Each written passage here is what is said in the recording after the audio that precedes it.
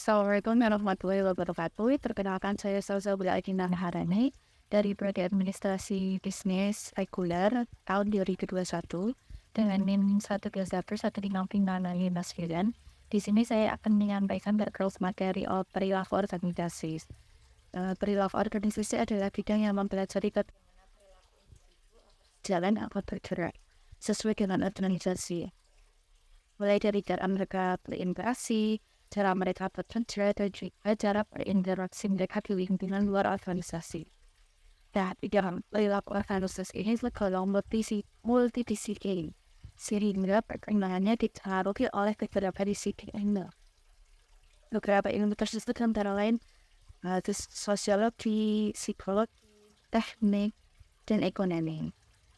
Oleh karena itu, studi perilaku organisasi ini penting dalam membangun pemahaman dan memprediksi perilaku setiap SDN agar selalu bisa segala sesuatunya di dalamnya ini kegiatannya bisa berjalan dengan efektif, efisien, dan tertata.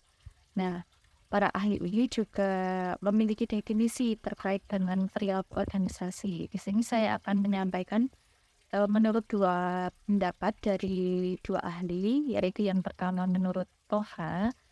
Menurut Toha ini adalah perilaku organisasi ini merupakan suatu studi yang mempelajari berbagai aspek tingkah laku manusia dalam kelompok atau organisasi tertentu. Nah, yang kedua ini menurut Shamsir Torang. Shamsir Torang ini menjelaskan bahwa perilaku organisasi ini membicarakan tentang rangkaian perilaku individu dalam sebuah organisasi dan bagaimana perilaku tersebut mampu berdampak pada kinerja organisasi. Nah, untuk selanjutnya saya akan menyampaikan terkait elemen perilaku organisasi. Di dalam perilaku organisasi ini pastinya memiliki elemen-elemen yang sangat penting, entah itu berasal dari internal ataupun eksternal organisasi. Nah, di antaranya itu berupa yang pertama itu adalah manusia. Manusia itu atau sumber daya manusia ya. Manusia itu merepresentasikan sistem sosial internal organisasi, terdiri dari individu atau kelompok tertentu. Nah, kelompok manusia ini itu dapat berjumlah kecil atau besar. Dapat juga digolongkan pada suatu yang informal atau formal, yang resmi atau nggak resmi. Nah, kelompok manusia ini juga bersifat dinamis. Dinamis itu memiliki makna yaitu berarti mudah dibuat, mudah dibentuk, atau berubah, terpecah, atau bisa bubar juga. Nah, setelah manusia membentuk kelompok ini, dia juga akan menempuh berbagai cara supaya dapat mencapai tujuan dan target yang hendak mereka capai. Makanya di dalam organisasi ini justru hadir untuk melayani orang-orang dan masing-masing orang, bukan sebaliknya, bukan melayani kelompok tertentu. Nah, yang kedua adalah struktur. Struktur ini merupakan hubungan setiap orang yang ada dalam sebuah organisasi. Mereka yang mendiami organisasi ini akan memiliki peran berbeda dan mempunyai hubungan tertentu satu sama lain. Nah, kalau struktur ini biasanya mengarah pada pembagian kerja agar setiap orang dapat mengerjakan tanggung jawabnya. Nah, untuk apa? Untuk mencapai tujuan organisasi itu. Ketika semuanya itu saling berkaitan, sehingga pencapaian tujuan itu akan lebih terkoordinasi, akan lebih tertata, akan lebih jelas. Kita akan mencapai tujuan tersebut. Nah, selain pembagian kerja itu, struktur organisasi itu juga bisa menunjukkan suatu kekuasaan. Maka mereka yang berwenang ini harus menjalankan tugas sesuai kewenangannya. Dan orang lain dalam organisasi itu juga wajib untuk mematuhi wewenang yang sudah ditentukan oleh organisasi tersebut. Nah, yang ketiga adalah teknologi. Sifat dari teknologi ini semakin berkembangnya waktu adalah tergantung pada sifat organisasi, sehingga akan mempengaruhi pekerjaan dalam kondisi kerja perusahaan juga. bisa dibilang kayak teknologi ini dapat melahirkan suatu efektivitas, sekaligus melahirkan batasan juga pada setiap orang dengan caranya masing-masing. Nah, yang selanjutnya adalah sistem sosial. Sistem sosial ini menawarkan adanya lingkungan eksternal tempat organisasi dia itu bergerak. Hampir sama kayak yang di awal tadi, jadi kalau sistem sosial ini tuh mempengaruhi sikap orang.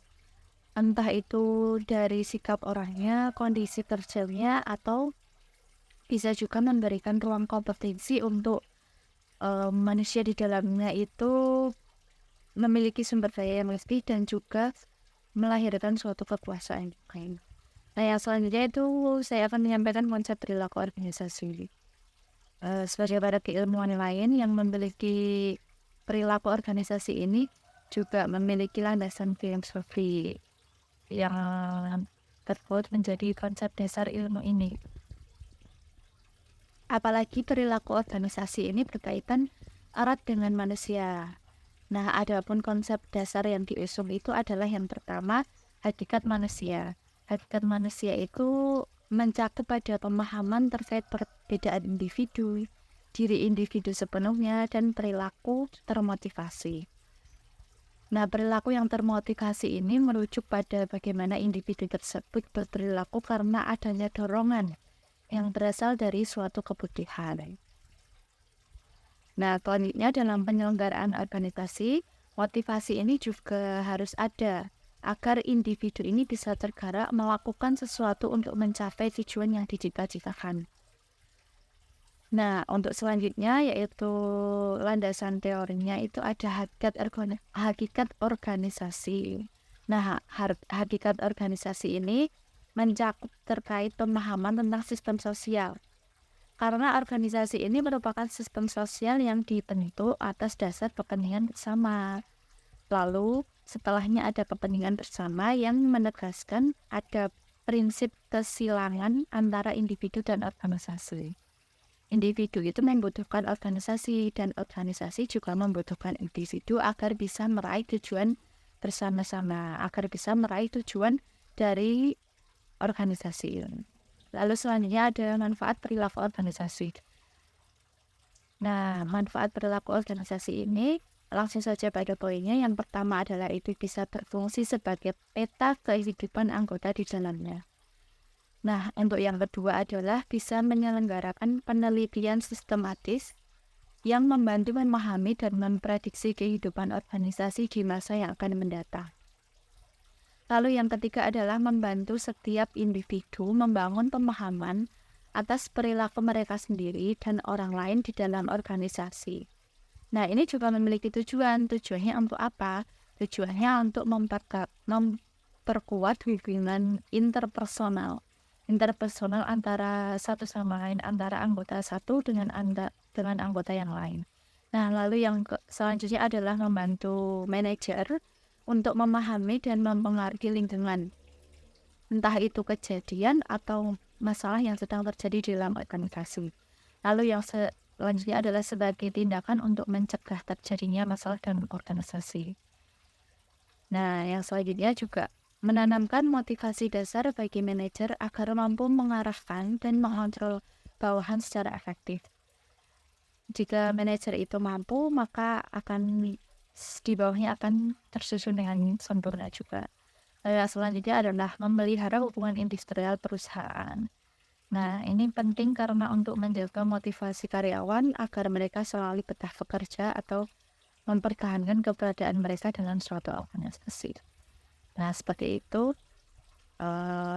materi yang saya sampaikan. Atas kurang lebihnya saya mengucapkan terima kasih dan mohon maaf yang sebesar-besarnya jika masih ada penyampaian saya yang mungkin kurang tepat atau masih kurang bisa dimengerti. Saya mohon maaf yang sebesar-besarnya. Terima kasih. Wassalamualaikum warahmatullahi wabarakatuh.